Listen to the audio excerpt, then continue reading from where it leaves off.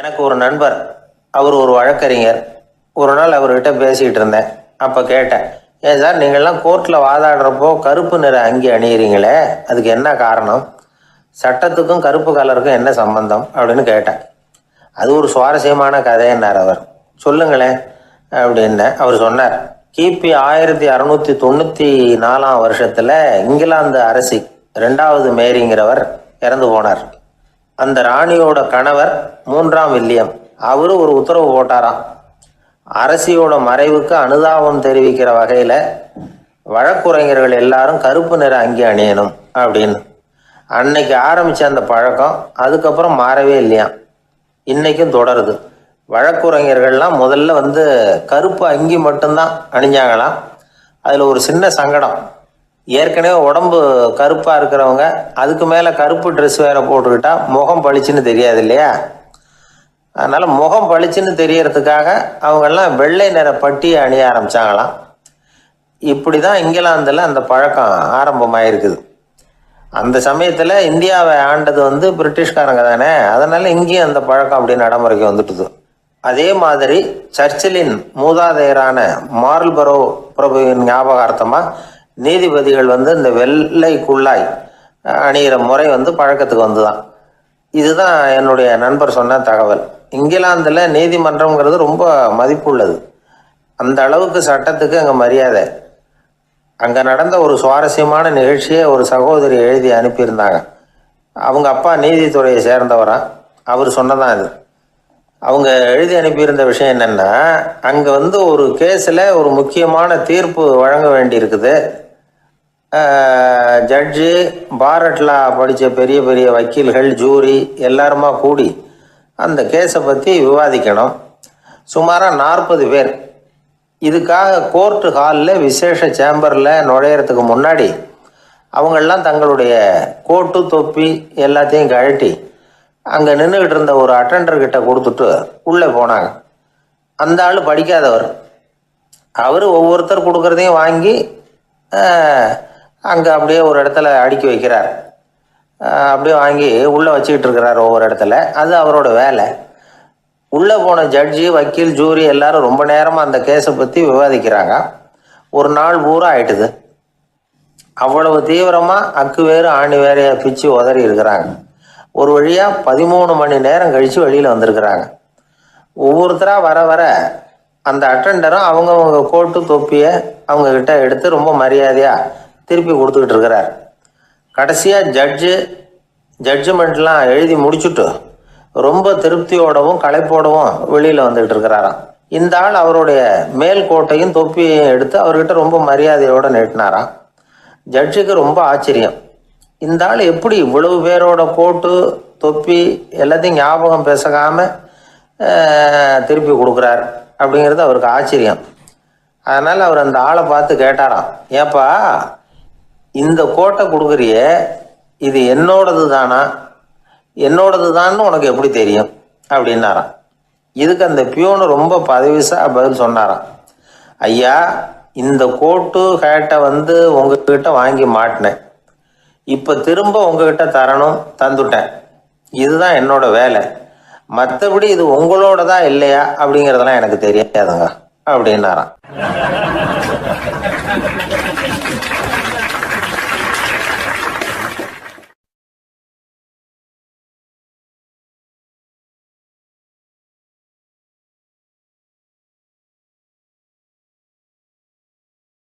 உழைப்பும் நேர்மையும் உயர்வதற்கு வழிகள். அதை விட்டுட்டு உட்கார்ந்த இடத்துல இருந்துகிட்டே உயர போகணும் அப்படின்னு கற்பனை பண்றாங்க. அந்த கற்பனையிலேயே பாதி வாழ்க்கை ஓடி போடுது. உழைப்புங்கிற வழியையும் நேர்மைங்கிற வழியையும் ஒதுக்கி விட்டு குறுக்கு வழியில ஓட நினைக்கிறவங்க குப்புற விழுந்துடுறாங்க. எந்த தொழிலை நாம செய்தாலும் சரி, அந்த தொழிலுக்குரிய பெருமையை நாம புரிஞ்சுக்கிட்டு அதுல ஈடுபடணும். அப்படி இல்லாம என்ன சார் பொழப்புது, இந்த தொழிலை மனுஷன் செய்வானா அப்படி புலம்பிக்கிட்டே இந்த தொழிலையே செஞ்சுக்கிட்டு இருக்கிறவங்க நம்மள பல பேர் உண்டு. செய்யும் தொழிலே தெய்வம் அப்படின்னு சொல்றாங்கல்ல, அப்படி சொல்றது எதுக்காக? அந்த அளவுக்கு அதுல ஒரு ஈடுபாடு வேணுங்கிறதுக்காகத்தான். ஒரு பெரிய மலைப்பகுதி, அந்த மலை அடிவாரத்துல ஒரு சிற்பி உட்கார்ந்து ஒரு சிலையை வடிச்சுக்கிட்டு இருக்கிறான். கையில ஒரு சின்ன உளிய வச்சுக்கிட்டு ஒரு பெரிய கருங்கல் பாறையை கொஞ்சம் கொஞ்சமா உடைச்சுக்கிட்டு இருக்கான். ஒரு சிற்பத்தை வடிக்கிறதுங்கிறது அவ்வளவு உன்னதமான ஒரு தொழிலா? எல்லாராலையும் முடியுமா அது? அப்படி இருந்தும் அந்த சிற்பிக்கு மன நிறைவில்லை. அவன் நினைக்கிறான், இந்த கடுமையான வெயில்ல உட்கார்ந்து வேலை செய்யறது எவ்வளவு கஷ்டம்.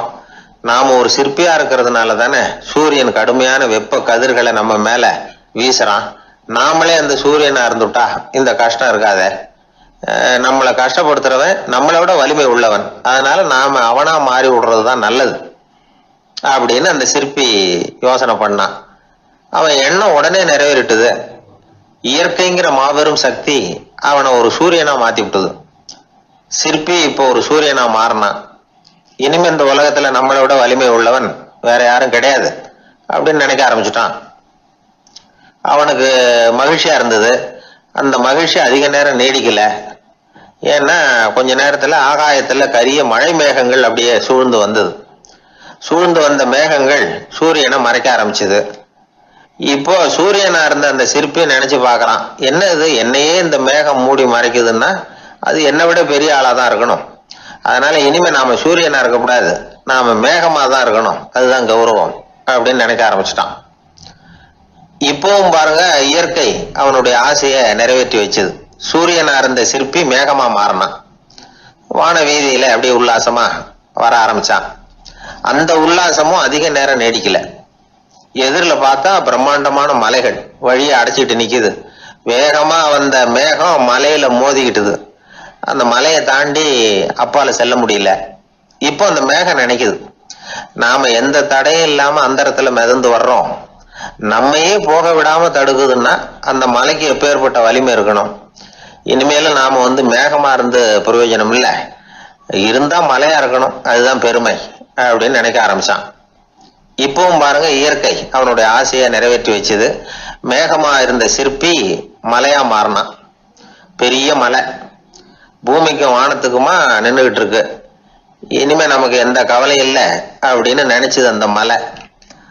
இப்படி நினைச்சுக்கிட்டு இருந்த வேளையில அந்த மலையோட காலடியில அடிவாரத்துல ஏதோ சத்தம் கேட்டுது. என்ன சத்தம் இது அப்படின்னு சொல்லி அந்த மலை மெதுவா குனிஞ்சு பார்த்துதான். பார்த்தா அங்க ஒரு மனுஷன் தன்னுடைய கையில உளிய வச்சுக்கிட்டு மலையை கொத்திக்கிட்டு இருக்கிறான். ஏதோ ஒரு சிற்பத்தை வடிக்கிறதுக்காக அவன் முயற்சி பண்ணிட்டு இருக்கிறான். இப்போ அந்த மலை நினைச்சுதான், மலையே ஒருத்தன் உடைக்கிறான்னா அவன் எப்பேற்பட்ட வலிமை உள்ளவனா இருக்கணும். இனிமேலும் மலையா இருந்து பிரயோஜனம் இல்ல, மனுஷனா மாறணும், அதுதான் சரி அப்படின்னு நினைச்சுதான்.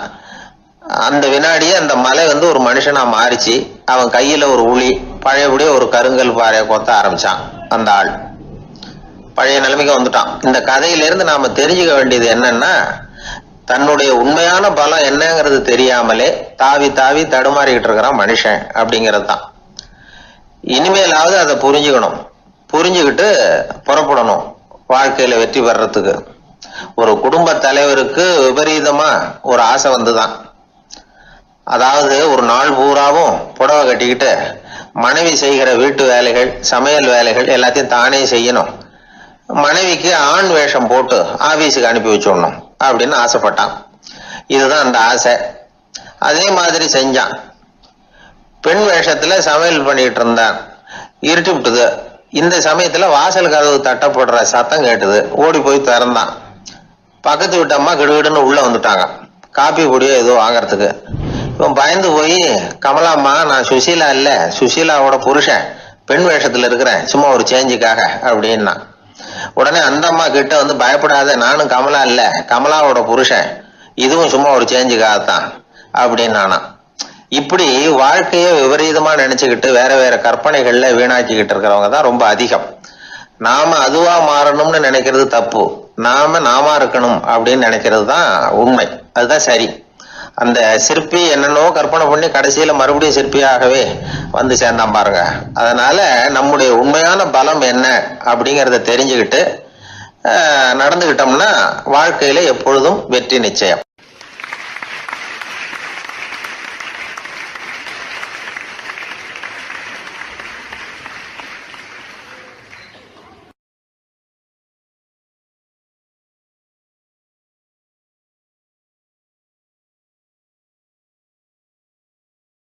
ஒரு நண்பர்கிட்ட பேசிக்கிட்டு இருந்தேன்.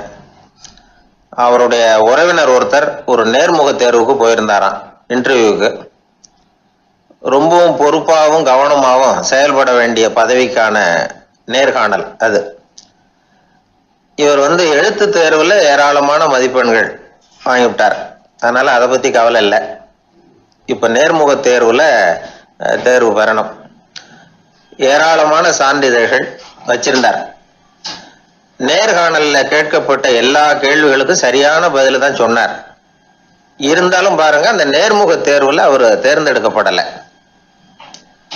என்ன காரணம் அப்படின்னு பின்னாடி விசாரிச்ச போதுதான் விவரம் தெரிஞ்சுதான். அது என்ன ஆயிருக்குதுன்னா, அந்த நேர்காணலின் போது இவர் நடந்துகிட்ட முறையில சில தவறுகள் நடந்து போச்சான். முக்கியமா 2 தவறுகள். ஒண்ணு, அவங்க ஒரு கேள்வியை கேட்டு முடிக்கிறதுக்குள்ளேயே இவர் பதில் சொல்ல ஆரம்பிச்சுட்டாராம். 2வது என்னன்னா, இவர் நாற்காலியில தாராளமா இயல்பா சாஞ்சி உட்காராம நாற்காலி முனையில உட்கார்ந்துருந்தாராம். இந்த 2 விதமான செயல்பாடுகளும் இவர் அவசரப்படுறவர், பதற்றப்படுறவர் அப்படிங்கிறதுக்கான அடையாளங்கள். அதாவது கேள்வியை கேட்டு முடிக்கிறதுக்குள்ளேயே முந்திக்கிட்டு பதில் சொல்றது. 2வது, நாற்காலியில இயல்பா தாராளமா உட்காராம நாற்காலி முனையில உட்கார்றது. பார்க்க போற வேலைக்கு அவசரம், பதற்றம் இது 2 இருக்கக்கூடாதான். அதனால மார்க் இருந்தும் சர்டிபிகேட் இருந்தும் அந்த வேலை வாய்ப்பு அவருக்கு கிடைக்கல. வேலை கொடுக்கறவங்க நம்ம கிட்ட இருந்து என்னதான் எதிர்பார்க்கறாங்க, இதை தெரிஞ்சு வச்சுக்கிறது நல்லது. முதல்ல, மற்றவர்களுடன் தொடர்பு கொள்ளும் திறமை, அதாவது எபிலிட்டி டு கம்யூனிகேட். நீங்க நினைக்கிறத அழகா தொகுத்து வகைப்படுத்தி சொல்ல தெரியுதான்னு பார்ப்பாங்க. உங்க திட்டங்களை அடுத்தவங்க ஏற்றுக்கொள்ளக்கூடிய விதத்துல வெளிப்படுத்துறதுக்கு உங்களால முடியுதான்னு பார்ப்பாங்க. இதுக்கு என்ன செய்யறது? குழப்பம் இல்லாம சிந்திக்கணும், குழப்பம் இல்லாம பேசணும். 2வது விஷயம் என்னன்னா புத்திசாலித்தனம், அதாவது இன்டெலிஜென்ஸ். ஏத்துக்க போற வேலையை நல்ல விதமா செய்ய முடியுமா உங்களால, அதை எந்தெந்த வழியில செய்யலாம் அப்படிங்கிறத உங்களால தீர்மானிக்க முடியுமா, அந்த வேலைக்கான புது புது யோசனைகளை உங்களால சொல்ல முடியுமா அப்படின்னு பார்ப்பாங்க.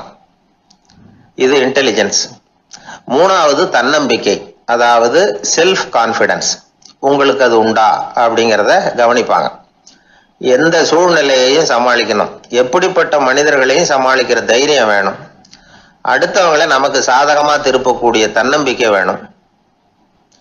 4வது பொறுப்புகளை முன்வந்து ஏற்றுக்கொள்ளுதல், வில்லிங்னஸ் டு அக்செப்ட் ரெஸ்பான்சிபிலிட்டி. பொறுப்புகள்ல இருந்து நழுவி போக ஆசைப்படாம செஞ்சு முடிக்கணும். 5வது முன் வருதல், இனிஷியேட்டிவ். வேலையோட முக்கியத்துவம் உணர்ந்து அதை ஏத்துக்கிட்டு தகுந்த நடவடிக்கைகளை தயங்காம எடுக்கிறதுக்கு முன் வரணும். 6வது என்னன்னு கேட்டீங்கன்னா தலைமைத்துவம், லீடர்ஷிப். 4 பேருக்கு தலைமை தாங்கி நல்ல விதத்துல நடந்துக்க தெரியுதா. 7வது கற்பனை திறன், இமேஜினேஷன். சில பிரச்சனைகள் வரக்கூடும் அப்படின்னு முன்கூட்டியே யூகிச்சு அதுக்கு தகுந்த மாதிரி நடவடிக்கை எடுக்கிற திறமை உண்டா அப்படிங்கிறத பார்ப்பாங்க. 8வது என்னன்னா வளைந்து கொடுத்தல், பிளெக்சிபிலிட்டி. சூழ்நிலைக்கு தகுந்த மாதிரி, மாற்றங்களுக்கு தகுந்த மாதிரி அனுசரிச்சு நடந்துக்கிறதுக்கு தெரியுதா அவங்களுக்கு அப்படிங்கிறத கவனிப்பாங்க. அடுத்தது திறமைகளை வெளிக்கொணரும் திறமை, இன்டர்பர்சனல் ஸ்கில்ஸ். அடுத்தவங்க கிட்ட இருக்கிற திறமையை கண்டுபிடிச்சு அதை நல்ல விதத்துல ஊக்கப்படுத்தி பயன்படுத்த தெரியுதா அப்படின்னு பார்ப்பாங்க. 6வது சுய அறிவு, செல்ஃப் நாலேஜ். அடுத்தவங்க நம்மளை பத்தி என்ன நினைக்கிறாங்க அப்படிங்கறத நம்மால புரிஞ்சுக்க முடியுதாங்கிறது முக்கியம். அடுத்தது போட்டி மனப்பான்மை, காம்படிட்டிவ்னஸ். அடுத்தவங்களை ஒப்பிட்டு பார்த்து அதை விட ஒரு படி மேல வரணுங்கிற குணம் வேணும். இதுக்கு அடுத்தது என்னன்னா குறிக்கோளை வெல்லுதல், கோல் அச்சீவ்மெண்ட். குறிக்கோளை சவாலா எடுத்துக்கிட்டு அதை அடையணும். அப்புறம் வேறுபட்ட திறமைகள், ஒகேஷனல் ஸ்கில்ஸ். பதவிக்கு வேண்டிய திறமைகள் தவிர மற்ற திறமைகள் எதுவும் உண்டாங்கிறது முக்கியம். நமக்கு வேலை கொடுக்கணும்னு நினைக்கிறவங்க நம்ம கிட்ட இருந்து இவ்வளவும் எதிர்பார்ப்பாங்க. அதுக்கு தகுந்த மாதிரி நம்மளை நாமே தயார்படுத்திக்கணும். எனக்கு வேண்டப்பட்ட ஒருத்தர் ஒரு இன்டர்வியூக்கு போயிட்டு வந்தார், நேர்காணலுக்கு. எப்படி இருந்தது இன்டர்வியூன்னு விசாரிச்சேன். நான் போனேன். அவர் கேட்ட எல்லா கேள்விக்கும் அவர் எதிர்பார்த்தது மாதிரியே எல்லா பதிலையும் சொன்னேன். கடைசியா நான் எதிர்பார்க்காத ஒரு தகவலை அவர் சொன்னார் அப்படின்னாரு. என்னன்னு கேட்டேன். அவரும் என்ன மாதிரியே இன்டர்வியூக்கு வந்தவர் தானா, சும்மா என்ன கேள்வி கேட்டுக்கிட்டு உட்காந்துருந்தாராம் அப்படின்னார். அதனால ஒரு நேர்காணலுக்கு போறதுக்கு முன்னாடி என்ன எதிர்பார்க்கறாங்க அப்படிங்கறத தெரிஞ்சுக்கிட்டு போனா வெற்றி நிச்சயம்.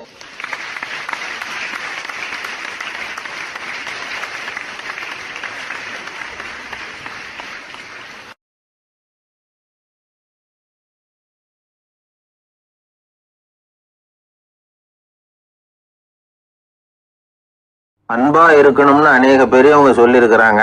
நாமளும் அதை கேட்டுட்டு அன்பு காட்டுறதுக்கு தயாரா தான் இருக்கிறோம். அதை வாங்குறதுக்கு தான் ஆளை காணும். இருந்தாலும் அன்புல எத்தனையோ வகை உண்டு. அதை சரியா புரிஞ்சுக்கிட்டு அதுக்கப்புறம் அன்பு காட்ட ஆரம்பிக்கணும். வகையை புரிஞ்சுக்காம அன்பு காட்டினா வம்புல மாட்டிக்க வேண்டியதுதான். அன்புன்னா சாதாரணமா நினைச்சு விடாதீங்க. அதுல எவ்வளவு விதம் தெரியுமா? இரக்கம், கருணை, காருண்யம், பந்துத்துவம், பட்சம், பாசம், நேசம், விசுவாசம், அபிமானம், காதல், பக்தி, இப்படி பல விதமா அதை பத்தி சொல்லி வச்சிருக்கிறாங்க பெரியவங்க. இந்த வார்த்தைகள்லாம் நாம கேள்விப்பட்டது தான். இருந்தாலும் அதுகளுக்குள்ள என்ன வித்தியாசம்னு கேட்டா சரியா சொல்ல தெரியாது. அதனால இந்த வார்த்தைகளுக்கெல்லாம் பெரியவங்க என்ன விளக்கம் சொல்றாங்கன்னு இப்போ பார்க்கலாம். எளியவர்கள் மேல செலுத்துற அன்பு இருக்கு பாருங்க, அதுக்கு இரக்கம்னு பேரு. அறிவு பலம், சரீர பலம், இது ரெண்டும் இல்லாதவங்க மேல, அதாவது வலிமையற்றவர்கள் மேல செலுத்துற அன்பு இருக்கு பாருங்க, அதுதான் கருணை. எறும்புல இருந்து யானை வரைக்கும் சகல ஜீவராசிகள் மேலேயும் காட்டுற அன்புக்கு காருண்யம்னு பேரு, ஜீவகாருண்யம். சிவி சக்கரவர்த்தி காட்டின அன்பு இந்த ரகம். உறவினர்கள், சொந்தக்காரங்க, அவங்க வசதியா இருந்தாலும் வறுமையில இருந்தாலும் வித்தியாசம் இல்லாம காட்டுற அன்பு இருக்கு பாருங்க, அதுக்கு பேரு பந்துத்துவம். ஒரு எஜமானன் வேலையாள்கிட்ட காட்டுற அன்பு இருக்கு பாருங்க, அதுக்கு பேரு தான் பட்சம். அவனும் தன்னை மாதிரி மனுஷன்தாங்கிற நினைப்பு வேணும். ஒரு தாய் தன்னுடைய குழந்தை மேல, ஒரு குழந்தை தன்னுடைய தாய் மேல செலுத்துற அன்புக்கு பாசம்னு பேரு. ஈருடல் ஓர் உயிர்னு நினைக்கிறது இது. ராமரும் கௌசலையும் இதுக்கு உதாரணம். தம்மை ஒத்த நண்பர்கள் கிட்ட செலுத்துற அன்புக்கு நேசம்னு பேரு. வயசு, செல்வம், அந்தஸ்து, இந்த வித்தியாசமெல்லாம் பார்க்காம அவங்க சுக துக்கத்துல சமபங்கு எடுத்துக்கிறது இது. கிருஷ்ணன் குசேலர்கிட்ட காட்டினது இந்த ரகம். வேலை செய்யறவன் முதலாளி கிட்ட காட்டுற அன்புக்கு விசுவாசம்னு பேரு. தேசத்து மேலேயும் தாய்மொழி பேர்லையும் செலுத்துற அன்புக்கு அபிமானம்னு பேரு. தேசாபிமானம்னு சொல்றமே இதுதான். ஒரு கணவன் மனைவி பேர்ல காட்டுற அன்புக்கு காதல்னு பேரு. கடவுள் பேர்ல செலுத்துற அன்புக்கு பக்தின்னு பேரு. இப்படி அன்புல பல ரகம் இருக்கிறப்போ அதுல உள்ள வித்தியாசம் தெரியாம இடம் மாத்தி அன்பு காட்டினா இடைஞ்சல் தான். சரி, இந்த அன்பை பத்தி விஞ்ஞானம் என்ன சொல்லுது தெரியுமா? இதயத்தை பாதுகாக்கிறதுக்கு முக்கியமா தேவைப்படுற ஒண்ணு இந்த அன்புதான்னு சொல்லுது. நெதர்லாந்து விஞ்ஞானிகள் இதை ஆராய்ச்சி பண்ணியே கண்டுபிடிச்சிருக்கிறாங்க. கொஞ்சம் முயல் குட்டிகளை 2 பிரிவா பிரிச்சாங்க. 2 குரூப்புக்கும் கொழுப்பு அதிகமா உள்ள ஆகாரத்தையே கொடுத்துட்டு வந்தாங்க. ஆனா ஒரு குரூப்புக்கு வெறுமன ஆகாரத்தை கொடுத்ததோட சரி, இன்னொரு குரூப் முயல்களுக்கு ஆகாரம் கொடுத்ததோட நிறுத்திக்கல. அதுக்கு முன்னாடி கூண்டுகளை திறந்து விட்டு முயல்களை கொஞ்ச நேரம் எடுத்து கொஞ்சி விட்டு அதுக்கப்புறமா ஆகாரம் கொடுத்தாராம் ஆராய்ச்சியாளர். இந்த குரூப்புக்கு இதய பாதிப்பு 60% குறைச்சலா இருந்துதான். சில நோயாளிகளுக்கு ஹார்ட் அட்டாக் வந்தாலும் அதை தாங்கிக்கிட்டு குணமாகிற சக்தி அதிகமா இருக்குது. இது எப்படின்னு ஆராய்ச்சி பண்ணி பார்த்துருக்குறாங்க. அவங்கெல்லாம் மனைவி தன் பேர்ல ரொம்ப அன்பா இருக்கிறதாக நினைக்கிறவங்களா இருக்கிறாங்களாம். இதய நோயாளிகள் பல பேரை சந்திச்சு இதய நோய் ஏற்பட என்ன காரணம்னு கேட்டிருக்கிறாங்க. அவங்க சொன்ன காரணம்லாம் சாப்பாடு சம்பந்தமா இல்லையா, மனைவி அன்பா இல்ல, இப்படிப்பட்ட காரணத்தை தான் சொல்றாங்களாம். அதனால இதயத்தை பாதுகாக்கணும்னு நினைக்கிறவங்க அடுத்தவங்க அன்பா இருக்கிறது மாதிரி பார்த்துக்குங்க, அதுதான் முக்கியம். ஒருத்தர் முகம் பூரா பிளாஸ்டரி போட்டுக்கிட்டு வந்தார். ரொம்ப கோபமா, என்னங்க ஆச்சுன்னு விசாரிச்சேன். எல்லாம் உங்களால தான் சார்னார். விவரமா சொல்லுங்களேன். என்ன உங்க தகவலை கேட்டுட்டு ஒரு பூனைக்குட்டியை கையில எடுத்தேன், அன்பா அதை தடவி கொடுக்கறதுக்காக. ஆனா அது முந்திக்கிட்டது, அது என் முகத்தை தடவி கொடுத்துட்டுது, முகம் பூரா நகை கீறல், அதுதான் இப்படி அப்படின்னார். அன்புல அறிவு சேராததுனால வந்த கோளாறு இது.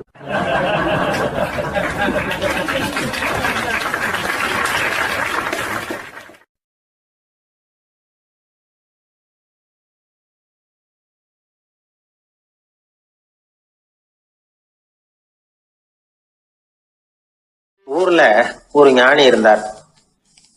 ஒரு நாள் அவரை தேடிட்டு ஒருத்தர் வந்தார். வந்தவர் ஞானியை பார்த்து ஒரு கேள்வி கேட்டார். ஐயா, உங்களுடைய சாதனை என்ன? இதுதான் அவர் கேட்ட கேள்வி.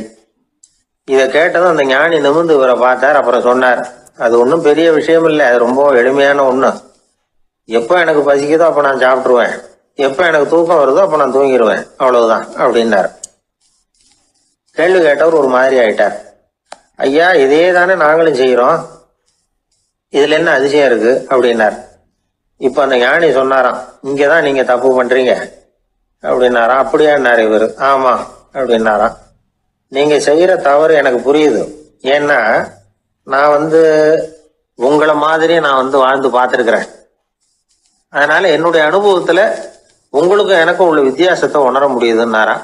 என்ன சொல்றீங்க, எனக்கு ஒன்னும் புரியலையேன்னாரா இவரு. இத பாருங்க, சாப்பிடுறதுங்கிறது நாம 2 பேருக்கும் பொதுவான ஒரு காரியம்தான். ஆனா நீங்க சாப்பிடுறதுக்கும் நான் சாப்பிடுறதுக்கும் வித்தியாசம் இருக்கு அப்படின்னாராம். என்ன வித்தியாசம்னு கேட்டிருக்கார். நீங்க பசி இல்லாத பொழுது சாப்பிடுறீங்க, இப்போ சாப்பிடுற நேரம் வந்துட்டுது அப்படிங்கிறதுக்காக சாப்பிடுறீங்க. சாப்பாடு ருசியா இருக்கு அப்படிங்கிறதுக்காக சாப்பிடுறீங்க. எது தேவைங்கிறது தெரியாம சாப்பிடுறீங்க. அது மாதிரி தூக்கமும் உங்களுக்கு ஒரு பழக்கமா போட்டுது. இப்போ இது தேவையா இல்லையா அப்படிங்கிறத பத்தி நீங்க யோசிச்சு பாக்குறது இல்ல. சாப்பிடும் பொழுது 1000 வேலைகளை மனசுல நினைச்சுக்கிட்டு இருப்பீங்க. அதனால அது சாப்பிடுதலா இருக்காது. அதே மாதிரி நீங்க தூங்கும் பொழுதும் அது தூங்குதலா இருக்காது. ஏகப்பட்ட கனவுகள் வரும். உங்க மனசு மேலும் மேலும் கனவுகளை உருவாக்கி கொண்டே இருக்கும். அதனால எனக்குள்ள நடக்கிறது வேற மாதிரி, நீங்க நினைக்கிற மாதிரி இல்ல. எனக்குள்ள நடக்கிறது எப்படின்னா, நீங்க செய்யறது மாதிரி இல்ல. தூக்க உணர்வு வந்த உடனே தூங்குதல் மட்டுமே நடைபெறும். அதுதான் என்கிட்ட நடக்கிறது அப்படின்னாராம் அந்த ஞானி. இப்ப வித்தியாசம் புரியுதா? அந்த ஞானி சாப்பிடுறத அனுபவிக்கிறார், அது எக்ஸ்பீரியன்ஸ். நாம அப்படி இல்லை, மனம் போன போக்கில் சாப்பிடுறோம். இது இன்டெலிஜிங். இது ரெண்டுலேயும் செயல்ல வேறுபாடு இல்லை, விழிப்புணர்வுல தான் வேறுபாடு இருக்கு. அவர் சாப்பிடும் பொழுது ஒரு சாட்சி மனோபாவத்தோட சாப்பிடுறார். எவ்வளவு தேவையோ அவ்வளவுதான் சாப்பிடுறார். ஏன்னா அவருடைய விழிப்புணர்வு முழுமையா செயல்படுது. அதனால அவர் சாப்பிடும் பொழுது நம்மை விட மகிழ்ச்சியா இருக்கிறார். நாம அப்படி இல்லை, வயிற்றை நிரப்புறதுக்காக சாப்பிடுறோம். இன்னும் சொல்ல போனா சாப்பிடும் பொழுது நாம அங்கேயும் இருக்கிறது இல்லை, எங்கேயோ போயிடுறோம். உடம்பு மட்டும்தான் அங்க இருக்கும். ஆனா ஞானி அப்படி இல்லை. அவர் சாப்பிடும் பொழுது சாப்பிடுதல் மட்டுமே இருக்கும். எந்த ஒரு செயலையும் விழிப்புணர்வோட செய்யலாம், மனம் போன போக்கிலையும் செய்யலாம். விழிப்புடன் செய்யறப்போ செய்யும் செயல் நம்ம அனுபவமாகிறது, அவ்வளவுதான். இதெல்லாம் பெரிய தத்துவம் மாதிரி தெரியும். இருந்தாலும் நாம புரிஞ்சுக்க வேண்டியது என்னன்னா, எந்த காரியத்தை செஞ்சாலும் அதுல முழு ஈடுபாடு வேணுங்கிறது முக்கியம். அந்த அளவுக்கு முதல்ல நம்மளை மாத்திக்கிட்டா போதும். ஆனா நம்ம ஆளுங்க அந்த அளவுக்கு இருக்கிறது இல்ல, எல்லாமே அரைக்குறை தான். கேட்டா ஞாபகம் மருதி. ஒருத்தன் என்ன பண்ணானா, விமான டிக்கெட் வாங்கிக்கிட்டு ரயில்வே ஸ்டேஷனுக்கு வந்துட்டான். அப்புறம் தான் புரிஞ்சுது தவறுதெல்லாம் இங்க வந்துட்டோங்கிறது. உடனே அவசரமா விமான நிலையத்தை நோக்கி ஓடி இருக்கிறான். அங்க போய் கவுண்டர்ல கேட்டிருக்கான், மேடம் நான் தவறுதலா ரயில்வே ஸ்டேஷனுக்கு போயிட்டேன், இப்ப விமானத்தையும் தவற விட்டுட்டேன், அடுத்த பிளைட்ல எனக்கு இதை மாத்தி தர முடியுமான்னு கேட்டிருக்கான். முடியாதுன்னாங்களாம் அந்த அம்மா.